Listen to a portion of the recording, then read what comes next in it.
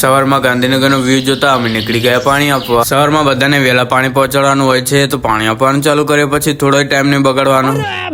એક પછી એક જગ્યાએ પાણી આપી કાકા તૈયાર જ હોય. હોટલનો ગેટ ખોલીને આપણા જગ પડ્યા છે, ત્યાં બીજા જગ મૂક્યા અને સામે એક્સ્ટ્રા જગ પણ મૂકી દીધા. ફાઇનલી આપણા જગનું રૂટિંગ પતી ગયું છે, તો હવે આપણે પ્લાન્ટે જઈએ. પ્લાન્ટે જગ મૂકીને બોટલ ભરતા હતા અને શંકાએ આવીને ગાડી ઠોકી. सर्विस होना है नहीं तो साइड में रखो. કાકા પાણી ભરતા હતા એટલે કઈ ના કીધું, પણ પાણી ભરી કાકા કે દંડો પકડતો 1 મિનિટ. મારી ગાડીને ઠોકી તે.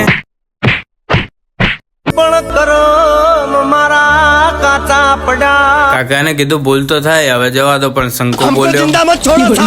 બંનેને શાંત કરી અમે પાણીની બોટલ આપવા જતા રહ્યા. પ્લાન્ટે આવ્યા તો મોટા ભાઈ અને ભાણો આવ્યો હતો, તો એમને રામ રામ કરીને ભાઈ જોડે મસ્તી કરી.